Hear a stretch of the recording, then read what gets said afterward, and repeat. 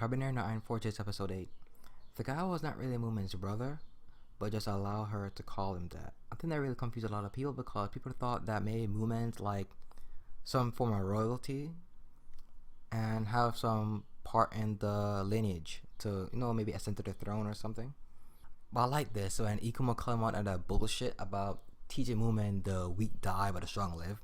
I get that's not sure of the wild, but we're civilized. Or so far I've seen this series, they're civilized. They got steam power.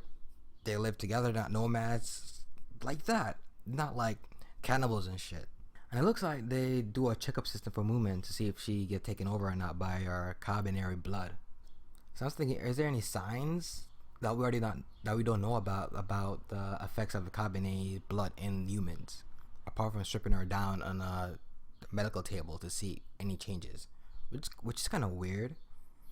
We found out this guy is disowned by the Shogun, which I think in this case would be his father, which I think would be either one of two things: either the fact that he got disowned because he's a bastard child, like his mom was a prostitute that his dad hooked up with, a concubine, or the fact that his mother went outside the marriage and have a kid.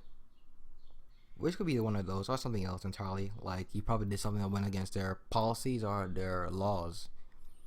If I couldn't put up with it anymore, I said, "Screw this! I don't want anything to do with. You're not a part of this lineage anymore." Well, really though, this dude is really suspect. Like, I swear. And even the grunt soldiers the soldiers that work under him are suspect as well. Like they do stuff really weird, like launching an attack out of nowhere just to kill a spider, plus want the guy to hand over a sword.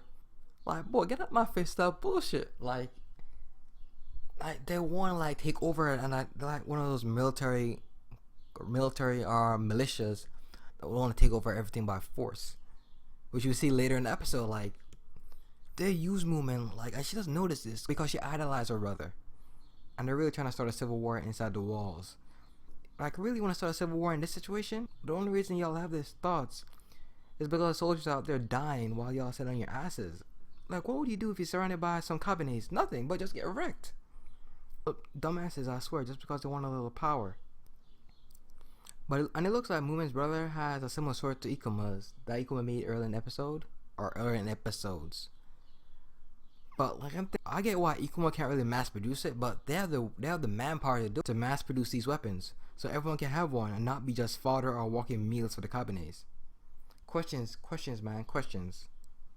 Also got they might kidnap or do something to Ikuma, cause the scientists look like he has something planned for him,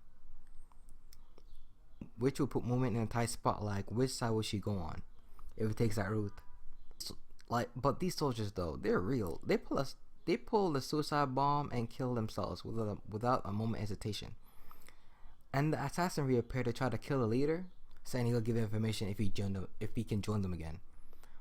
But the leader was like saying, "Nah, we don't need you. Be gone from my side, trash."